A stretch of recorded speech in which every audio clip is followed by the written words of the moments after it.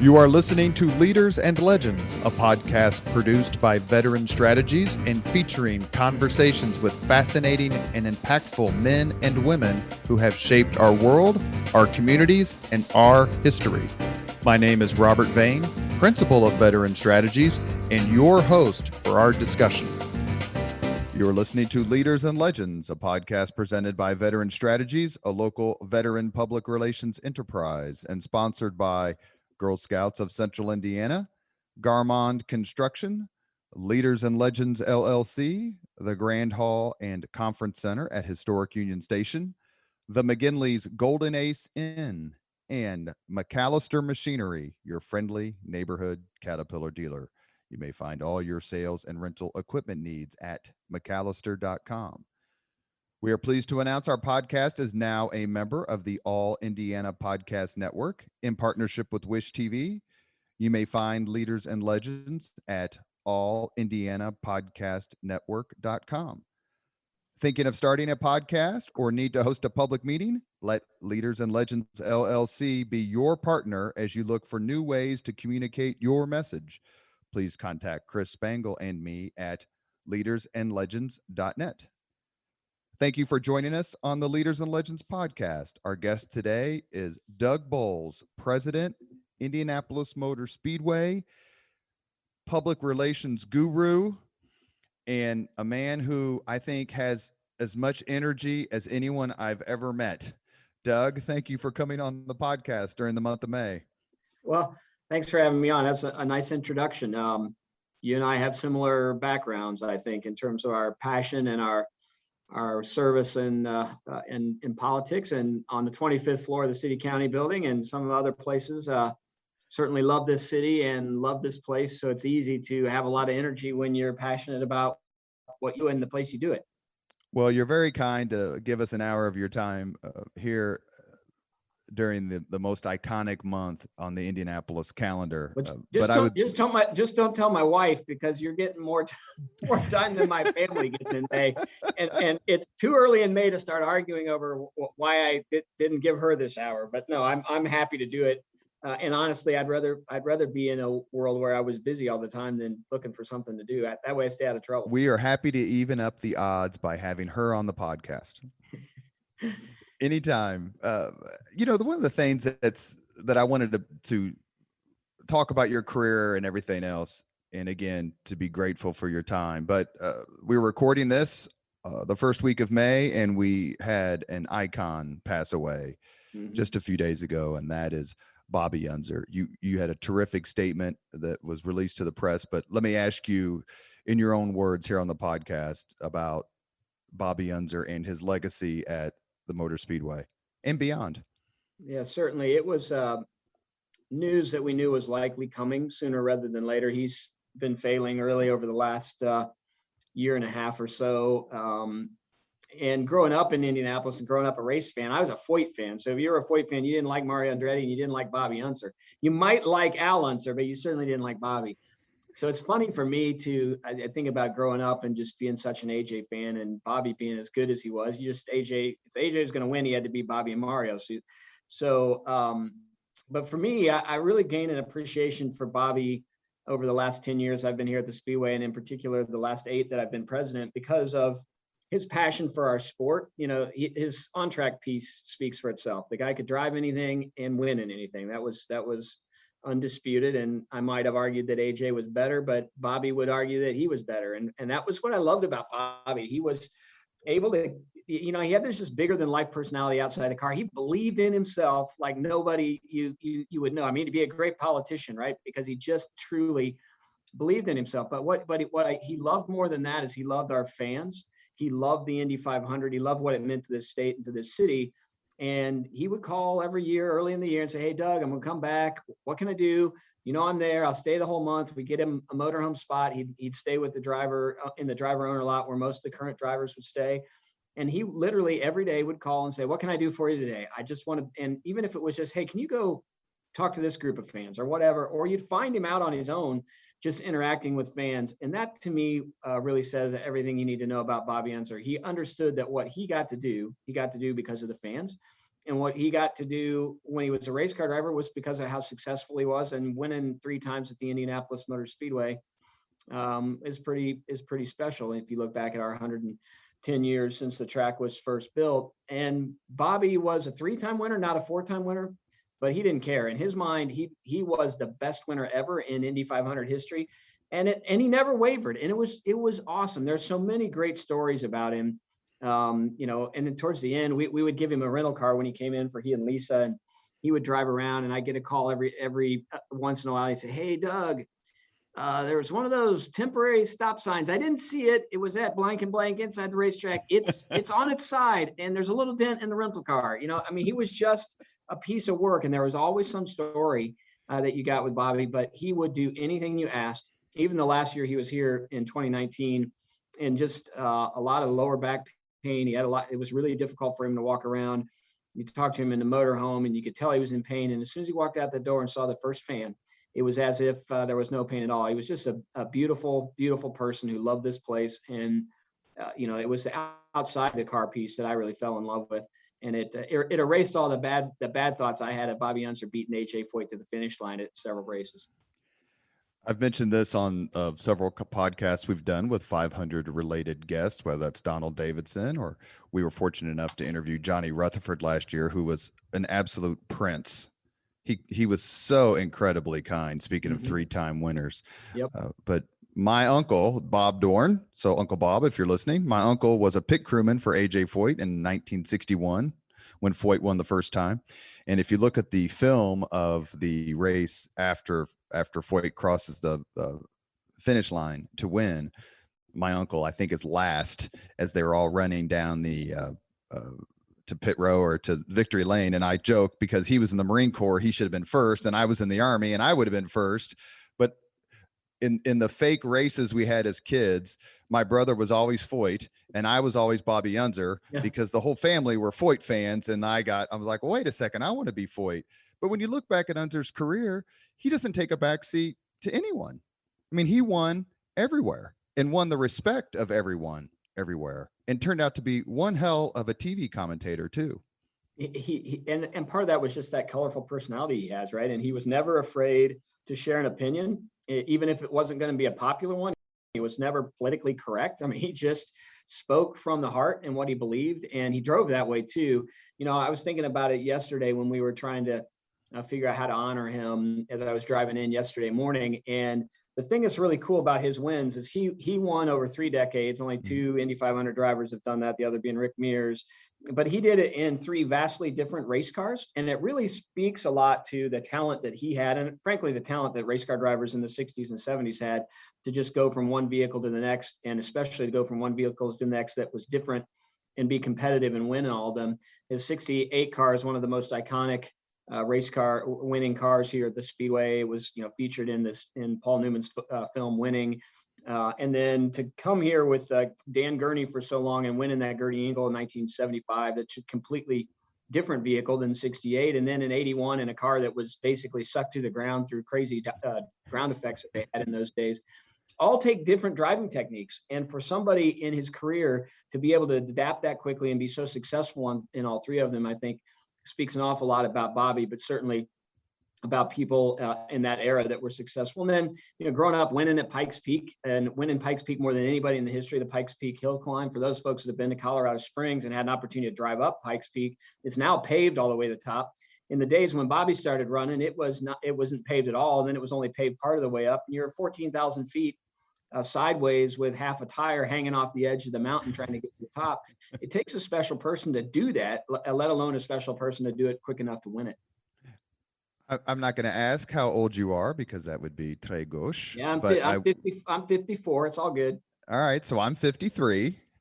I'm not the president of the Indianapolis Motor Speedway. So I'll defer to your vast knowledge of the sport. But how lucky were we to have grown up in that era of the late 60s, 70s, 80s of IndyCar racing, and all these icons, some of whose names you just mentioned? Is it hard to compete with that era because of people like us and older who just remember when the Indianapolis 500 was replete with all-time legends. And that's no slam on the drivers now, of course, but Foyt, Johncock, Unser, Sneva, Ray Hall, the list goes on and on. Andretti, of course. Well, at the risk of not sounding like sounding like our parents, that I don't know that there was a better era for the Indy 500 and IndyCar racing. Now, my dad and Donald Davidson would argue that the best era was the 50s and 60s when the roadsters were really there, and these men that drove those cars, the risks that they took to drive those cars as fast as they did around the Speedway, and the engineering that went into building some of those cars in garages. But you and I got to see, and people our age got to see, this transformation of the sport that really went from those cars that were built in people's garages, they were towed in open air trailers, to what today is this unbelievably corporate sport. But we got to see it where the cars were different every year. You couldn't wait till the next year to see who had a bigger wing, what the nose of the cars looked. They just changed so much. And you had these superstars, as you just mentioned, that didn't just run, they didn't get focused. Like race car drivers today are so focused on their discipline. You're a NASCAR driver, you're an IndyCar driver, you're a sprint car driver. There's very few people that did everything. And that does everything. Back in the day, they did everything. So we had this opportunity to see a guy that was really successful at the local dirt track winning at Indianapolis or in the IndyCar circuit in these cars that were spectacular and changed every year. The technology was changing so fast.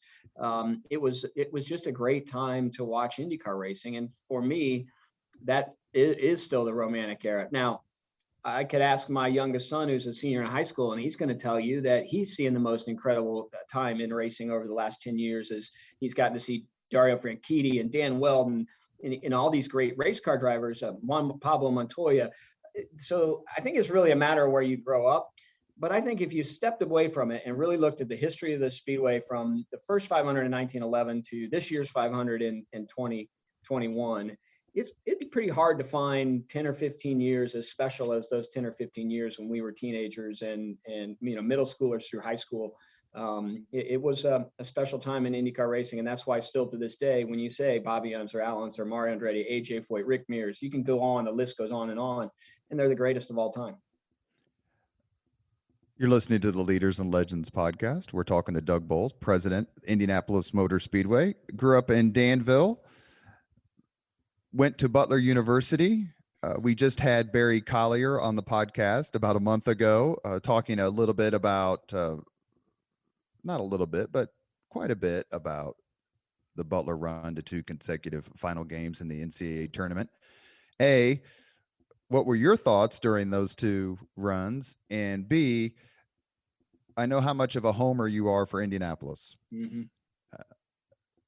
What did you think of Indianapolis's performance and the Hoosiers, generally speaking, performance as we hosted the entire NCAA tournament?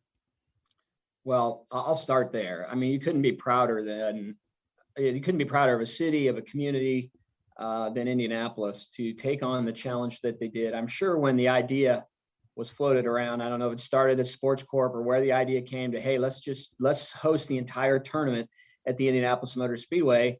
It was probably one of those things where there's no way this could happen. And then just like the spirit that Indianapolis has really always had since it decided to bring the Baltimore Colts to Indianapolis and have a Pan Am Games and build these stadiums and say, hey, we are the amateur sports capital of the world. Come to this city in the middle of the country that has no ocean, no mountains, no real reason to come to speak of other than the hospitality's here and we can do mighty things. I'm sure then that's when it became a challenge for our team. And we knew that we could take a crazy idea and turn it into reality and make the world pay attention and do it in a way that I don't think any other community could. So I'm really, really proud of the effort of the Sports Corp, of the city of Indianapolis, all of our hotels, the restaurateurs, everybody that's here that has to make that happen and make that Hoosier hospitality a real thing. It was fun to watch. And as a promoter of an event a little bit later in the spring, we certainly were hoping it would be as successful as it was, because that was a catalyst, I think, to beginning to get our life back to a more normal state. As it relates to Barry Collier and the craziness of Butler going to the final game 2 years in a row, I was actually on a cruise the first year and watching both games on a cruise and watching on the upper deck out under the stars, watching Butler almost beat Duke, which was a which was a crazy thing. And then I don't know how to tell this next story. The next story, I actually had started working at the Speedway. So it's 2011, and we asked Donald Trump to be our pace car driver for the 100th anniversary of the Indianapolis 500. And I was actually in New York when that game took place, because we were making the announcement official with the pace car in Trump Tower the next day. And I kind of gone through all the walkthroughs. I'd gone back to my hotel and watched the first half of the game, decided I was hungry because I hadn't eaten all day. There was a little Subway across the street, and I walked in and I knew something was wrong with the Subway. I couldn't find anybody. It just was small, didn't feel like your normal Subway, and grabbed a sandwich finally when somebody came in from outside to serve me. Watched the game, ate my sandwich, disappointed obviously that Butler just couldn't pull it off, and woke up a few hours later sicker than I've ever been in my life, which I attribute to food poisoning from the Subway. Well, I don't know if it's actually true or not, but that's certainly how I felt. And the next morning I was still sick, and I had to go to Trump Tower and work through. So I went over about 2 hours early to scout out where the restrooms were, because I knew I was going to need them to quickly get there if I was feeling ill. So I kind of scouted those out and was struggling to get through. And Jeff Belskis was the president of the Speedway at the time, and he showed up. I'm struggling. And at one point, Mr. Trump at the time said, "Hey, Mr. Boles, could you come upstairs? I'd like to go through the run of show with you," because we'd done a little walkthrough. And last thing I wanted to do was get on an elevator because I did not feel good. And he had the Golf Channel following him around. So we had a film crew with us, and we're on an elevator. And as soon as we got off the elevator, I asked where the restroom was. So do that, go back. It was just a really challenging moment for me. I don't know if that was a foreshadowing of things to come or what that was, but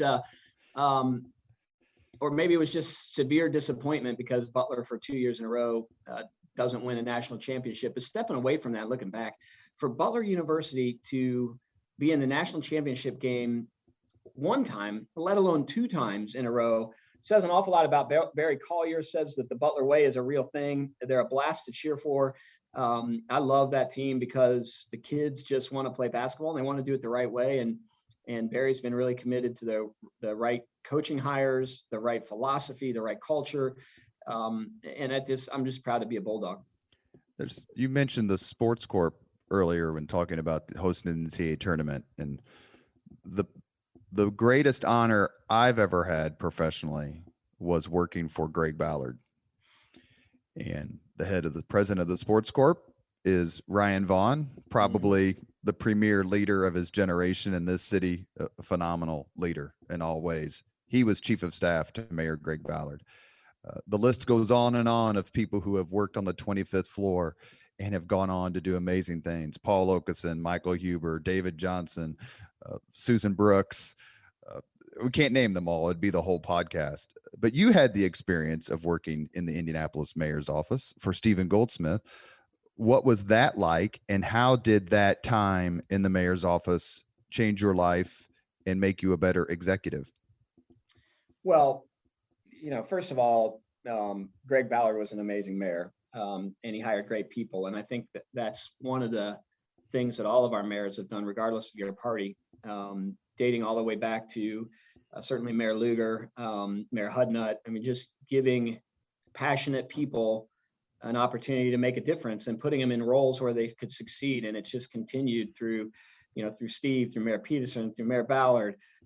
It's one of the things that set Indianapolis apart and really made us so special. My work with Steve is the smartest person I've ever been around. He had this amazing ability to not sleep. The guy didn't sleep. He worked 24 hours a day and take the most complex problems, even in a space that he didn't know anything about, and just understand them almost instantaneously and then help solve them. He was an amazing person. He loved policy. He loved to make a difference. He probably liked less than most elected officials the handshaking and the interaction with people, because he just wanted to get stuff done. He really didn't want to politic.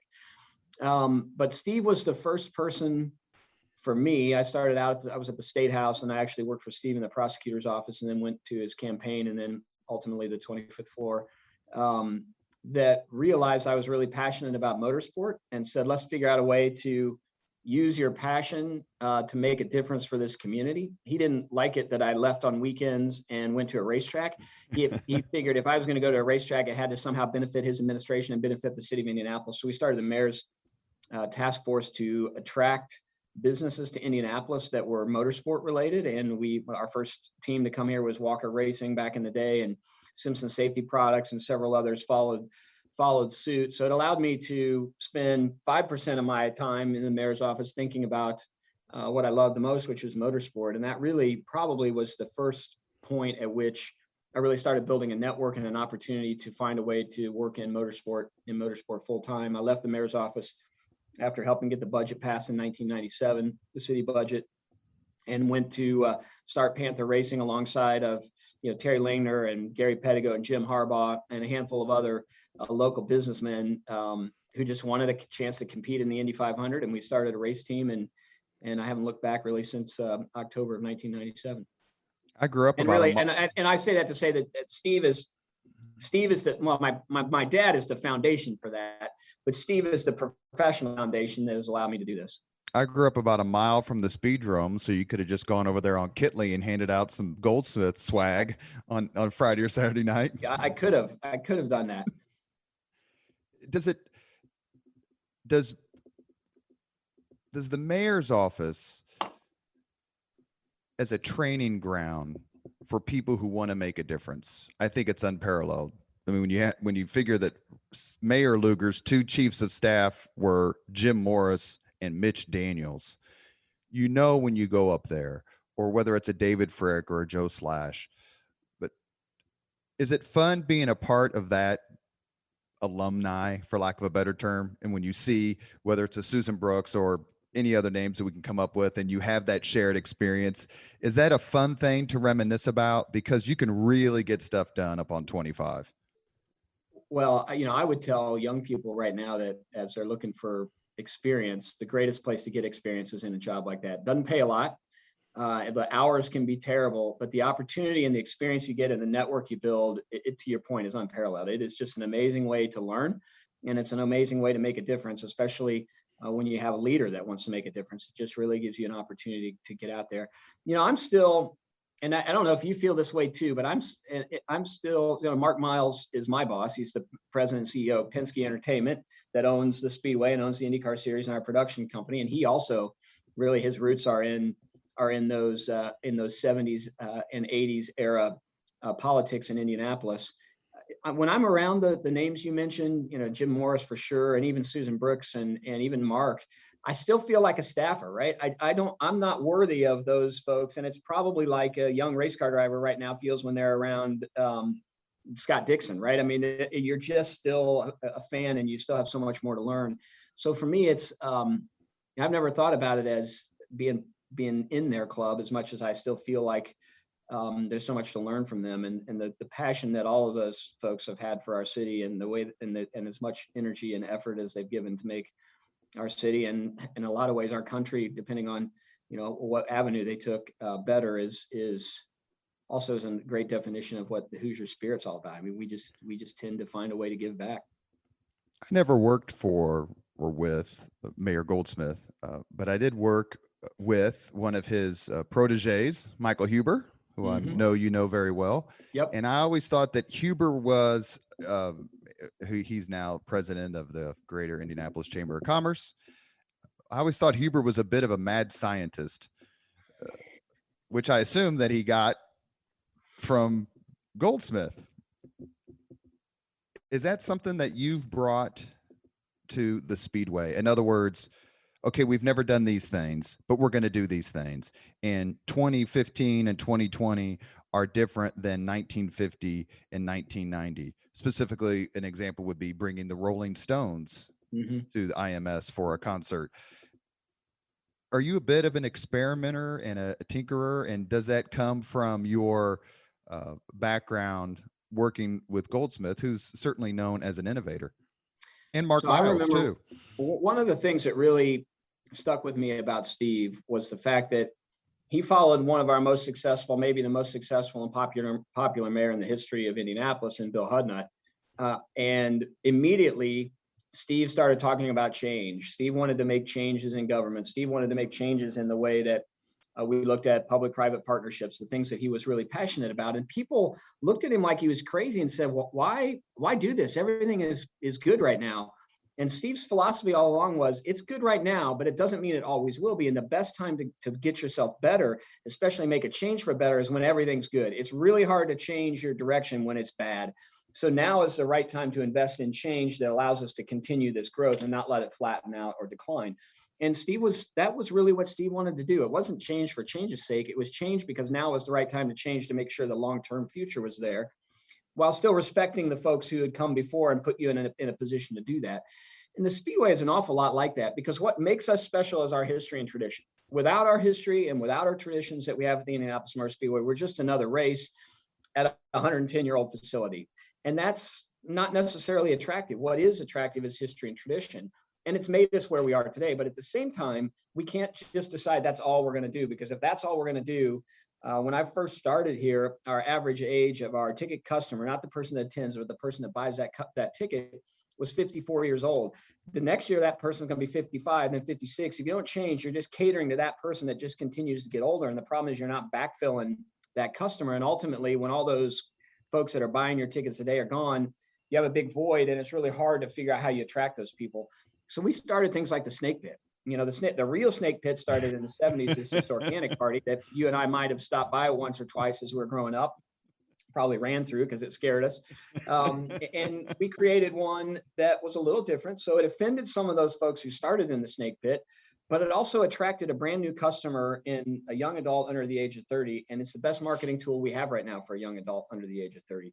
An event like the Rolling Stones bringing 55,000 people to the Indianapolis Motor Speedway, not for a race, but for a concert, many of whom had never been here before. Now I know their name, I know their contacts. I can start talking to them about our events here. I can try and convince them to come enjoy the Indianapolis 500, which is our bread and butter, or the Brickyard Weekend, which is our second biggest revenue producer, not just for here, but for our whole local economy through hotels and all that it puts back into the city.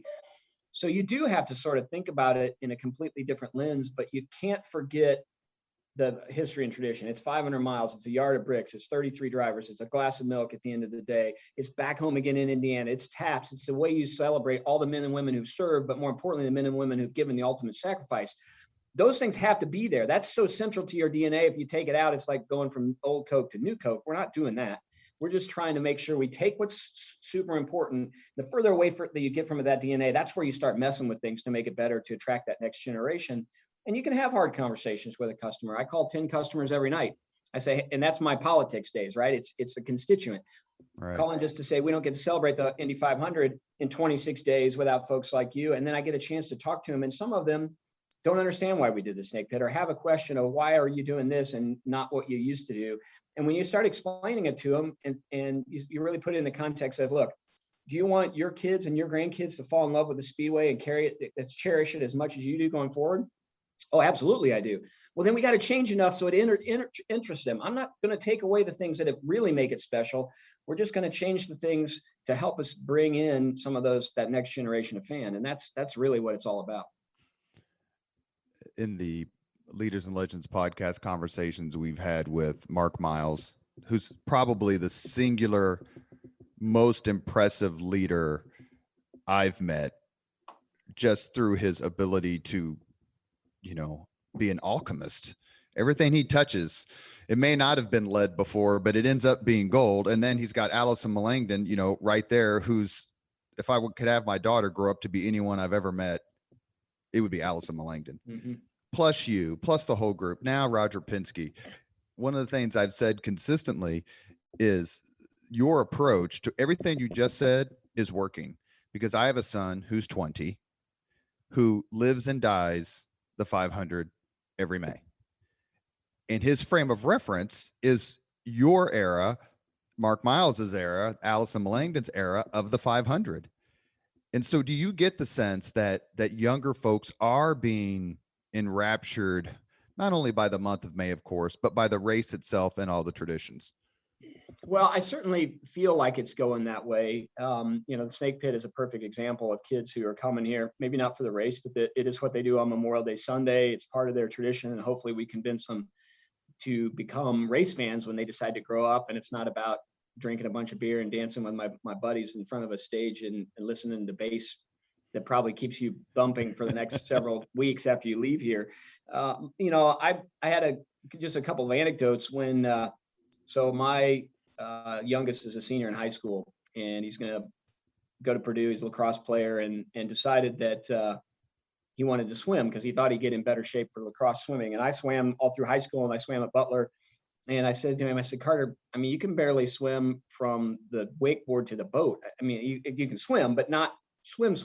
You go, oh, no, I'll be fine, Dad. That's no problem. So he tries out for swimming. I send a note to the coach and say, look, I don't know if this is going to work. He's never really done this before.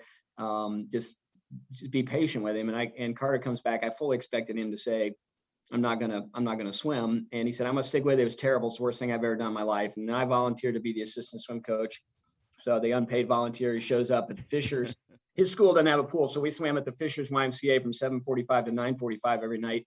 So I'd leave here, go there. And a couple of swim meets, I was surprised at high school students on other teams who would walk up and say, are you Doug Boles from the Indianapolis Speedway? And I say, yeah. And they talk about how they've fallen in love with the sport. And then last night, my wife coaches high school girls lacrosse. I was at a game in Brownsburg, same thing, a student. So those are the kind of things that make you think maybe we are doing something right, because you have these kids that are interested. But my guess is it's part of what we're doing, but it's also as much where they're growing up at home, and they've probably got a dad or a mom or a grandpa or grandma that's their tradition and they're passing it along. But if it were just your normal grandma, grandpa, mom, or dad tradition, it doesn't work. It's got to have enough of that youth element in it to make it to make you really connect. And that's one of the things that I love about our place here is, got Mark and Allison and I all in, I'm 54, Allison's about my age, and Mark's a little older than both of us. And we've got a bunch of young people around, and you have to listen to the young people. You can't just say, here's what we think we want to do. You have to give them an opportunity to tell you how to connect to that group. And I think we're doing a pretty good job of that, and given those opportunities for folks here on this team to help us connect with the next generation of fans. You are listening to Leaders and Legends, a podcast presented by Veteran Strategies, a local veteran public relations enterprise, and sponsored by Girl Scouts of Central Indiana, Garmond Construction, Leaders and Legends LLC, the Grand Hall and Conference Center at Historic Union Station, the McGinley's Golden Ace Inn, and McAllister Machinery, your friendly neighborhood Caterpillar dealer. Our guest today is Doug Boles, President, Indianapolis Motor Speedway. It's a busy month for him. We're very grateful for him to give us some of his time today. Is there a Hoosier leader or legend you particularly admire, Doug? Well, obviously, we talked about Steve. I mean, Steve Goldsmith for me is just having had an opportunity to really work alongside him in the prosecutor's office, then as he was running for mayor, and then as mayor. And honestly, maybe even learning more from him when he ran for governor, and Frank O'Bannon ultimately won that election. But just really the way that Steve accepted defeat, and the way he really realized that the state was still going to be in good hands. And I just really I got to see all kinds of angles of Steve, and his work ethic was unbelievable. The guy, like I said, I don't think slept, and he was an early adopter of technology. So back in a day when technology was still a little bit of voodoo and people didn't know exactly how it was going to work, he really adopted it right away and tried to do everything he could to get his own staff adopting it and understanding it. And I think that was one of the things that really made him so successful, as he just was able to be open-minded about an awful lot of things. So still to this day, I kind of look up to him. In terms of an entrepreneur, a local guy named Terry Lingner, who was a television producer at ESPN, who spun off and did his own Lingner Group Productions and did all kinds of television production and motorsport in the 80s that really transitioned and transformed the way we consume motorsports.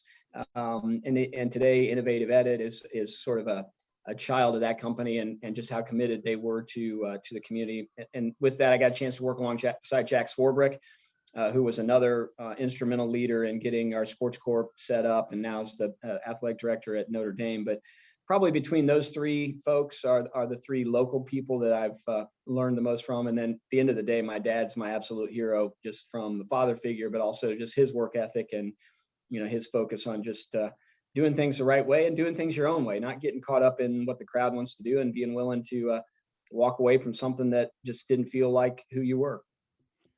You mentioned Mayor Goldsmith as someone who works 24/7, hardly sleeps, always looking for a new way to do things, embraces technology, has been enormously successful. If you took out Stephen Goldsmith for that description and inserted Roger Penske, how right would you be? 100% right. Man, I'll tell you what, if you put the two of them up side by side, Steve is more of an intellectual. Roger's brilliant. Steve was stupid brilliant. I mean, he's just one of those people that it's just amazing how smart he was. Steve works all the time. Roger works all the time. I mean, there is no stopping in Roger Penske. And the special sauce in Roger really is attention to detail and his willingness to open every door. He's not afraid to go down a hallway, open a door. It doesn't matter. He's going to explore every opportunity to get the last bit of perfection out of whatever it is. And I think that's really the special sauce for him. And I mean that literally and figuratively. We will walk around the facility and you can't walk by a door without him asking you to open it up. And now after he's been through it, and if he's gone in it and it's clean enough and it makes sense, he understands why it's there, he might not ask to go in it again. But if you walk in a door and you say, okay, this is this, we need to clean this, new lights, do this, do that. Next time you go by, he's going to go in it until it's perfect. And that's why I think I'm so excited about getting folks back out here in May, is because we've made so many changes, just subtle things, the way we painted certain things, the way we've trimmed certain things, just little stuff that when you look at it on its own, it doesn't make sense. But when you see it collectively with all these things, it makes the Indianapolis Motor Speedway look 25 years younger than it really is. You know, we have a bunch of fencing around the Speedway and inside the Speedway, like underneath the grandstands. And Roger didn't like the fencing, and I don't blame him. It was rough and needed it. So we changed the fence mesh. And he said, if this isn't right, we need a top rail. So the fence, you have the fence post and then the fence, and then there's a rail that you can put across the top that just, I don't know what it does, right? It keeps the fence from being pushed over easier. I don't know. And I said, well, why do we need to do that? He said, because it'll look better. Just trust me. So we spend a lot of money putting top rail up, and the place looks magical. It's finished. It's not like somebody sort of put the fence up and left it there. It's done in Roger Penske way. So if you put the two of them together, I think they're really, really close. Roger will text you all night long. He's got an iPhone and uses it. He's 84 years old and he uses it like an 18-year-old. He is just an impressive person, and his energy level is the same as Steve's was. They just don't stop. In fact, he was in Germany last night as we're taping this, and we started sending there's a group of us, 4 or 5 of us, that had sent a text message I'd sent about where we were with tickets and how we were getting things out to ticket holders and what we had to work on. And somebody in the message sent a note and said, hey, Roger's probably asleep right now. So it would have been, 2:30 in the morning or something in Germany. And within 10 seconds, the note comes back and says, I'm wide awake when we're talking about tickets. Tell me more. So it's the guy just goes and goes and goes. And honestly, we're fortunate that we had Roger Penske over the last year, because while the family has done so much, the Holman George family did so much for this facility, it is today what it is because of them. Roger Penske, I don't know that anybody could have navigated us through those waters like Roger Penske did, and did it with a positive attitude every single day. Never once have I heard him say, man, I bought the Indianapolis Motor Speedway at the wrong time. He's just said, hey, it's an opportunity. Let's keep going. Let's keep investing. It's good that the sun is going to shine. We're 2 laps ahead. Tomorrow, we're going to be 3 laps ahead. He just is one of those guys that you see why he's so successful. You mentioned earlier about Panther Racing. It's one of the things that, as I've read some interviews with you and did some research for this podcast, you have been surrounded throughout your career in the company of the presence of champions. Jim Harbaugh is one of those men. Talk to us, please, on the podcast a little bit about your association with Jim, and did he wear those khakis back at Panther Racing, or is this something new? So I'll close on a khaki story about Jim, because it's absolutely true. My first opportunity to meet Jim was through Gary Pettigo and Terry Lingner when we were trying to form Panther. and we were number 4 because of Jim's number 4 here when we ultimately did it. But Jim was not just a figurehead. He was an investor in the organization, and he was involved. He came to the shop. He was with the guys. He came race weekends with us. He was just a fantastic person. And what I really loved about Jim was his desire to motivate the team. So the guys that were working on the car and all of us to be better and to work as a team, to communicate. And Jim would roll his sleeves up and go to battle for his team. And he didn't care. I use an example of, and I've told this a few times, and he's never called me. You have to tell me not to tell the story. But when he got traded to Baltimore, which he always said was the wisest move the Colts ever made, was to trade him to get Peyton Manning. We were racing in Dover, Delaware, which was close, and he came down from Baltimore to that race that weekend, and we had a little altercation on the racetrack where we got run over by another driver, and Jim was going somewhere after the race, and one of our crew guys had run into another crew guy from the team that ran over us, and then ended up getting in a little bit of a scuffle. So there were 3 or 4 of them. One of our guys, Jim's, happened to walk by. He doesn't know what started. He doesn't know if our guy deserves to be getting pummeled. All Jim saw was there was his guy getting beat up, and Jim was in the fight. And he was going to ask questions later. He was going to do whatever he could to protect his team, his guys, and then worry about it later. And to me, it speaks to why you want to go play at Michigan for Jim Harbaugh, is because you know that guy's going to give you everything he's got. He's going to be 100%. He'll 100% have your back in public. And if and then he may disagree with you and talk to you about it separately. But for him, it was all about team first, and it really made a difference to our guys to have him. Several years ago, we did a Panther Racing owners reunion. So the first group of us that started Panther, and we met downtown at St. Elmo's, and Gary Pettigo was picking Jim up at the airport and then was going to bring him in. They're like 10 minutes late, and we haven't heard from him. We get a call from Gary who says, "Hey, we just landed. Jim didn't pack any clothes. He needs to go to Walmart to get some Dickies and some polos so that he can get through the next 2." He was in for the NFL Combine. And literally, they went to the Walmart in Mooresville, and he bought his Dickies for the week while he was going to be here, and the black polos or whatever he wore.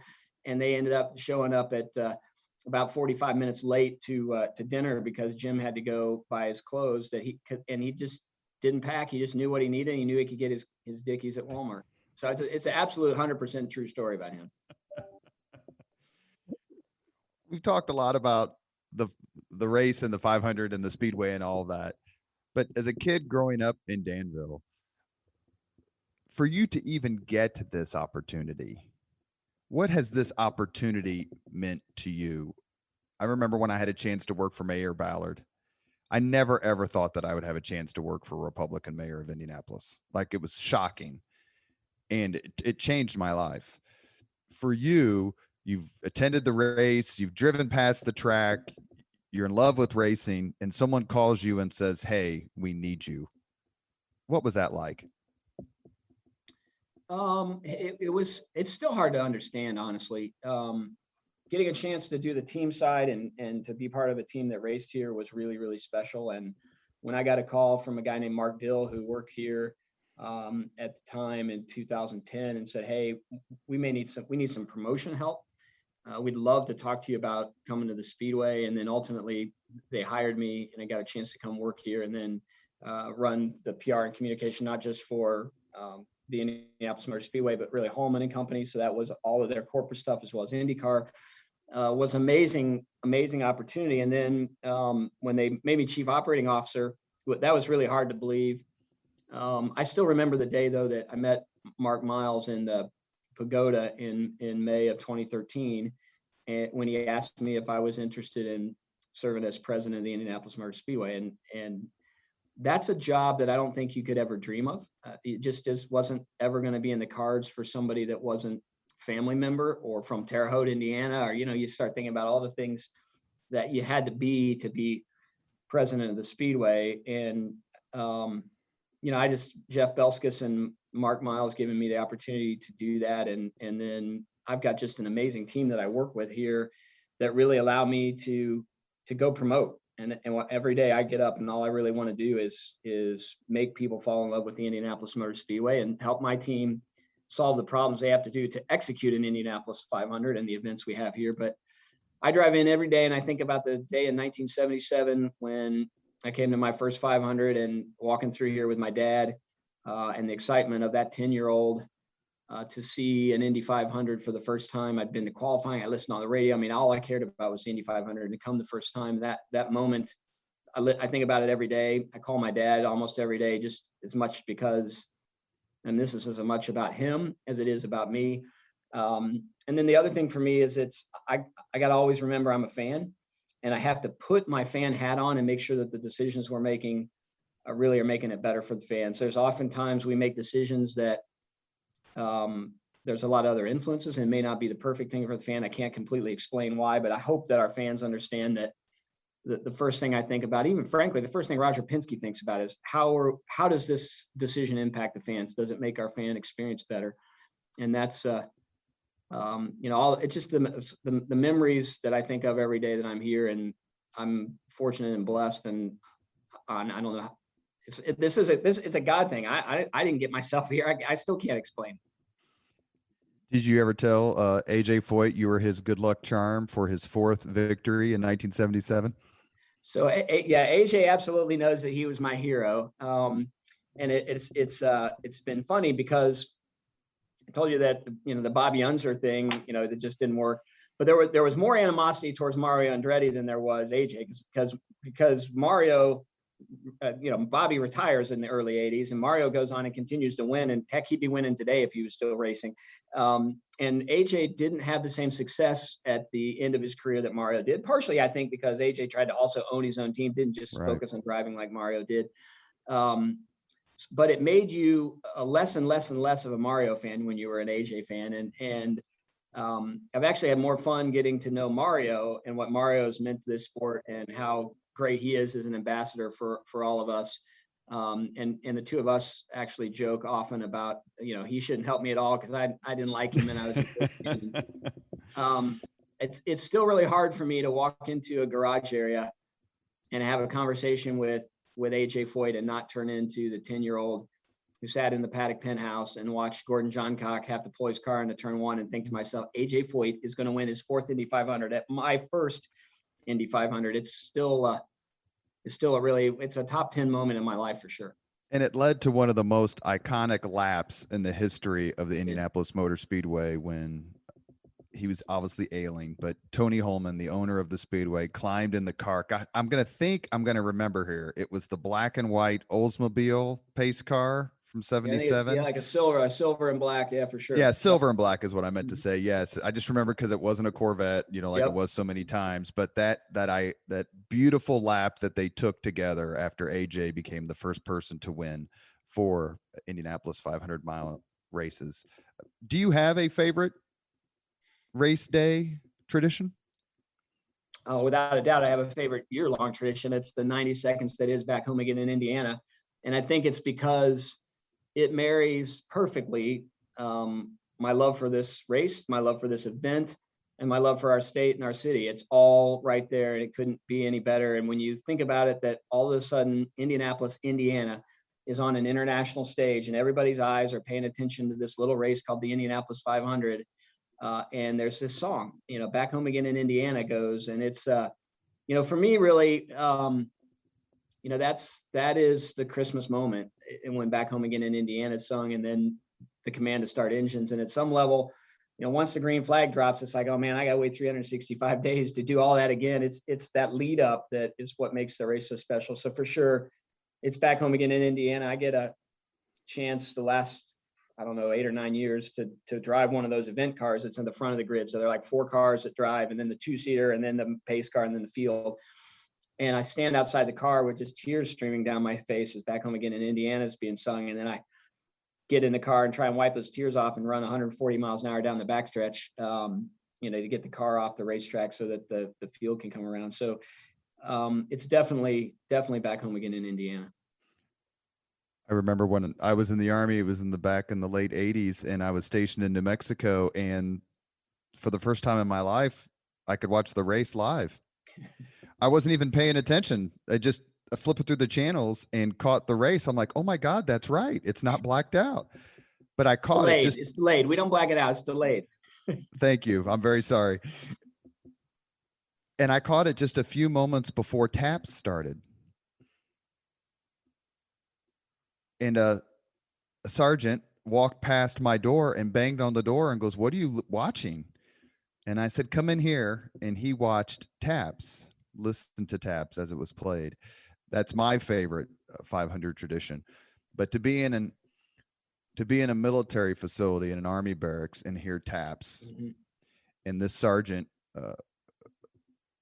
was a Vietnam veteran, was a special moment because of the absolutely brilliant and poignant way that the Speedway and its hierarchy and the race honor veterans.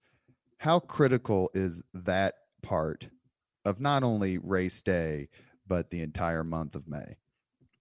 So if you made me pick a second favorite part, it's the way that we honor the men and women who serve, and those, especially on Memorial Day weekend, who paid the ultimate sacrifice. It is amazing to see the men and women who are in uniform as they march down pit lane, and this sort of raucous crowd who can't wait for a race and maybe has been drinking beer since the gates have opened, get silent and stand to their feet and clap in this slow wave as these men and women march by in respect for what they're doing, but really in respect for all of the men and women who serve to keep us free.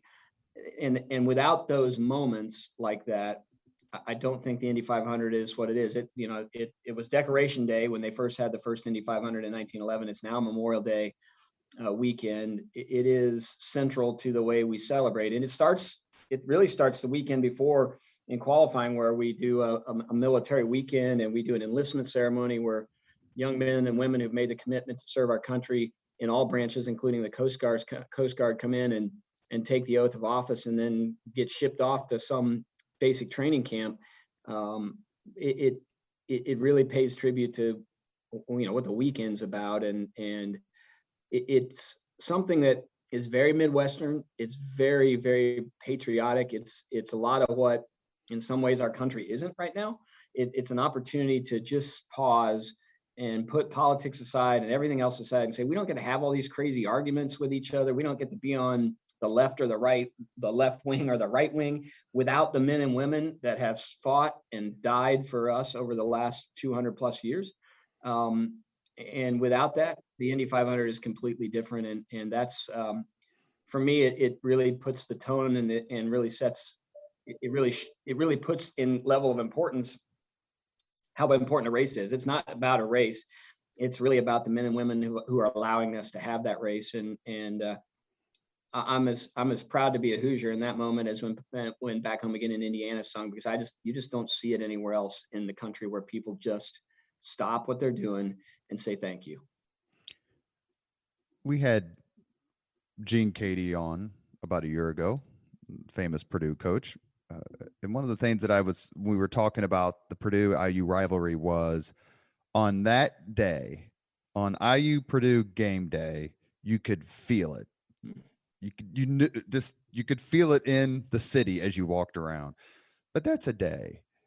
But in Indianapolis, I feel like the entire month of May changes people in this city. They have something to look forward to, either to watch or to attend, someone to root for, something to reminisce about. Is that how it feels inside the Speedway? Like, okay, we have 11 months, and no disrespect to the other races, obviously, but now it's May. As the calendar turns, look what we've got to look forward to. I love every day at the Indianapolis Motor Speedway. I love the other races that we have, but transparently, I think I speak for everyone here, we do it for Indianapolis 500 race day in the month of May. It's what it's about. This place has been here since 1909 and the 500 since 1911. And it really is about that race. And to your point, it's no disrespect to the other ones. I love it. Like I said, I love every day here. I love every day even more here when there's race cars on track. but it is about what happens in May. And that's why the other racing series want to come race here, because of all the history that May is, and that May's created here. So I think it's always been that way. 70% of our customer that comes to the Indy 500 doesn't watch another race the rest of the year. So it's not that they don't attend one, they don't watch another one. It's about that day. And they may not be a race fan, but they certainly know who won the race, last year and 5 years ago, and who their favorite is. And they cut out the names, and they, do the little drawing and throw the money in with their friends, and just enjoy that battle. But one of the things I think that's helped us as a community celebrate, you talked a little bit ago about Allison Melanchthon and how special she is. The fact that leading into the 100th running of the Indy 500, we truly tried to say, how do we take the celebration beyond 16th and Georgetown and really make it a Central Indiana thing? And so all of the things that we do to promote the community feel inside Indianapolis doesn't necessarily sell a ticket, but what we, at the end of the day, want Indianapolis residents, Indiana residents to say is, I'm not a race fan, but I'm proud the Indy 500's here. I'm proud the Indy 500 happens every year, and I love the way that they do things, and the way they connect to community. So whether it's our porch parties, or working with the Arts Council, or all the different things we do to engage the community, and even segments of the community who aren't race fans, but try and engage them in a way that they can help celebrate alongside us, I think is really important to making this race feel like a big deal for those who come here. And to making this community say, hey, you know what, this is always a good sign when we come together in this great community spirit to celebrate a race, but also to celebrate the fact that we've survived another Indiana winter, and summer's around the corner. A couple of the other guests that we've had in our last few minutes here, Leaders and Legends podcast, we're talking to Doug Boles, Indianapolis Motor Speedway.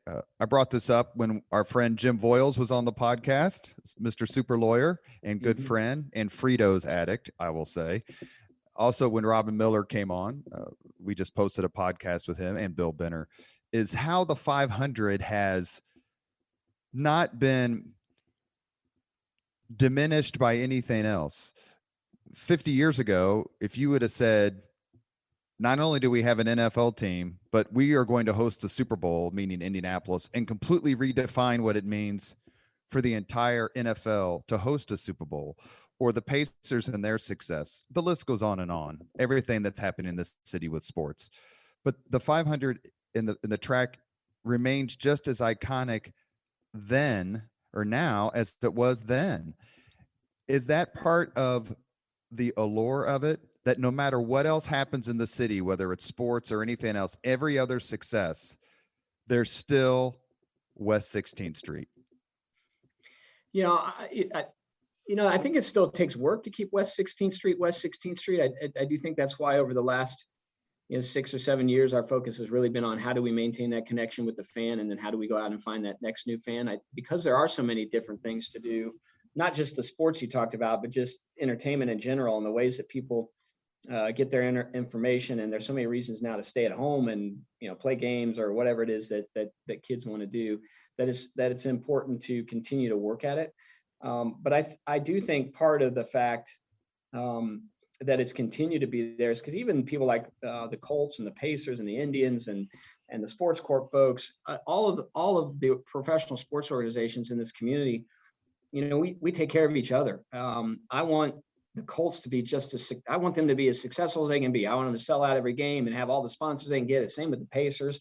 And we're a small community, and a lot of communities that are lots bigger than we are, those sports franchises inside the community compete against each other. And we have this unique way as citizens and corporate partners in Indianapolis to encourage each other and help each other. And it makes it easy for me to be a Colts fan, even though I'm promoting an event, maybe competing for the same entertainment dollar that the Colts are, and the Pacers. And, even through this pandemic, our community, sports community, has gotten on a Friday call together and shared information as a way to how do we help each other? What can we do as not the Pacers and the Colts and the Indianapolis Motor Speedway, but how do we as a community together, help each other come through this? And I think it's that spirit of goodwill that we have toward each other that really has allowed the Indianapolis Motor Speedway and the Indy 500 to be, to continue to be what it is, and for our other sports franchises to thrive. Because in a community that's generally pretty small for the number of professional sports that we have here, I think the reason it works is because we all try and help each other out, and we just haven't, the people that live in Central Indiana have an amazing corporate spirit to help make sure we're successful. So when you're sitting at a Pacers game and the other team has the ball and you hear the racing noises piped over the PA system, big smile? Yeah, it's a really big smile when we can partner with somebody like that, and we can be a sponsor of theirs, and then they use our TV production team to help do their home games. I mean, there's a lot of synergy between all of the organizations. It's funny you mentioned the Pacers game. I'm really careful that if we bring guests to our suite and we have floor seats every once in a while, that I'm not bringing a guest who wants to root for the other team, because occasionally you'll have somebody say, "Hey, we're coming in town and the Mavericks are playing. Can we go to the game?" And we're like, "No, I'm not taking anybody into that place that's going to wear a Dallas Mavericks jersey with me. I don't want to be associated with anybody but somebody that's going to wear a Pacers jersey." And I think, same with the Colts. I don't want to go to a Colts game with somebody that's there to root for the Bengals or the Steelers. It's about supporting our home team, and we take that just as personally as we would if somebody came in here and said, they were coming here to make fun of IndyCar racing because they liked some other kind of racing better. And I can say that's true from the Pacers standpoint, because I had a client from Miami who wanted to pay big money for 4 floor seats for a Heat Pacers game when LeBron was in Miami. And an unnamed person very high up in the Pacers hierarchy said, "No, Yep. We'll eat the tickets. We're not selling them to a fan of the Heat." We have reached the point in the Leaders and Legends podcast where we ask the same 5 questions of all our guests. Mr. Doug Boles, are you ready? I am. What was your first job? Well, other than cutting lawns, my first real job was detailing Chevrolet cars as they came into Dugan Chevrolet on the west side of Indianapolis in Danville, Indiana. It was one of the most fun jobs I had. I got to work alongside a guy who detailed cars his whole life, and he said, "You're not a car washer, you're a hydro engineer." So that was my first job. I had a blast. 1982 was the year that the Camaro was the pace car here, and I couldn't wait for those Camaro pace cars to get delivered to Dugan Chevrolet and get to pull the wrappers off the inside and get that car cleaned up to sell. Number 2, what was your first concert? I don't even want to tell you what my first concert was, because it's not indicative of my music taste. Although I love all kinds of music and I love country music, but it was actually Ronnie Millsap and the Statler Brothers at the State Fairgrounds, and then my second one, which was real shortly thereafter, was at Market Square Arena with John Denver. So there you go. Not real exciting. Sorry, I was trying not to. Forgive me, Doug. I think Greg Ballard still has the most unique. His first concert, it was at IU, and it was Sly and the Family Stone. So just picture Greg Ballard dressed like Jimi Hendrix down at IU. Number 3, if you could suggest any book for someone to read, which book would you recommend? Well, I don't read it enough, but certainly the Bible is one that I would definitely recommend. And then if you're looking for something that's related to our history, there's a great book called The Aviators that is about Eddie Rickenbacker, Doolittle, and Lindbergh, and how those 3 lives and their passion for racing cars and flying airplanes impacted us into World War II. And it's a fascinating story. It's a great one I've recently read. And then the book recently published about the USS Indianapolis is also another unbelievable read if you're wanting to know what it's all about to really serve your country and pay the ultimate sacrifice. And then, just the challenges to get that crew and that skipper exonerated. That's the Lynn Vincent and Sarah Vladeck book, and they both came on this podcast, and they were terrific guests. We grew up on the east side with the O'Donnell family. So rest in peace, Mary O'Donnell, who passed away just not long ago. Number 4, if you could witness any event in history, be there in person as it happens, which would you choose? That's an easy one. 1911 Indianapolis 500. Ray Haroon. I just want to see what the crowd was like. I'd like to know how they took tickets. I'd like to know when customers showed up. I'd like to see how concessions worked.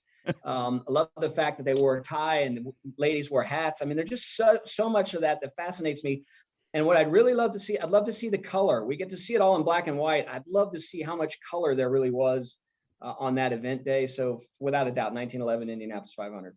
And wearing a tie is important to you. I've read that in 2 separate interviews. You wearing a tie for this interview. I'm wearing a Cincinnati Reds t-shirt. But wearing a tie is important to you because you think it honors the people who came before you. When I didn't do this every day until they made me president of the Indianapolis Motor Speedway, and I said, any day I'm representing the Speedway, I'm going to wear a tie because the brand deserves a tie. Carl Fisher wore a tie. Tony Holman wore a tie. Eddie Rickenbacker wore a tie. I mean, the great Wilbur Shaw, I mean, the great people in the history of our facility and our sport wore a tie. And it's just my way of saying thank you for the opportunity to represent all that you guys stood for and all that you built. So, and sort of in a weird way, it sort of fits the Penske mold anyway. So it worked out okay for me. A last question. If you could have dinner with anyone living today, 2 hours off the record, whom would you choose? So this is a really weird one. And I've had this question before, and it's the first name that always comes to mind. And most people are going to think it's nuts, but this goes back to somebody that's willing to take chances, somebody that's willing to try something new, and somebody that's, cutting edge in entertainment, maybe in sport, and has an opportunity to connect to youth. But it's Paul Rabel. I love lacrosse because our kids all did lacrosse, but I love how he's taken lacrosse from a sport that outside of the Northeast, people didn't know what it was, and turned it into a professional sport. It's got it on television. Just watching him over the last few years has been pretty fascinating. He actually was on the grid for the Indy 500 in 2019. I had no idea until he tweeted about it, and I'm so disappointed I didn't get a chance to meet him. But I would just love to talk to Paul Rabel, just a young sports executive who's out doing something pretty impressive, and I just love to know what makes him tick. You have been listening to the Leaders and Legends podcast, presented by Veteran Strategies, a local veteran public relations enterprise, and sponsored by Girl Scouts of Central Indiana, Garmond Construction, Leaders and Legends LLC, the Grand Hall and Conference Center at Historic Union Station, the McGinley's Golden Ace Inn, and McAllister Machinery, your friendly neighborhood Caterpillar dealer. Our guest today has been President, Indianapolis Motor Speedway, Doug Boles. If you want to understand why leadership matters, and you want to understand how important it is for people to work together and to be able to get folks to buy into what you're trying to do, to support what you're doing, then pay attention to people like Doug Boles. The last thing I'll say is, for my son's high school graduation present 2 years ago from Ron Colley, I bought him, my brother and I did, one of those 2-seater rides. He got out of the car, walked right up, and said, "God, I love this place." You all are doing a wonderful job, Doug. Thank you very much for giving us some time today. Well, thank you for giving me an opportunity to chat, and thank you for all you're doing to help make Indianapolis better. It's neat to see people who were on the 25th floor haven't forgotten how important it is to continue to grow Indianapolis and still invest in their time doing it. So thank you. Thank you. Thank you very much for listening to Leaders and Legends, brought to you by Veteran Strategies Incorporated. If you want to contact us about this program or our menu of public relations services, please send us an email at robert@veteranstrategies.com. That's robert@veteranstrategies.com.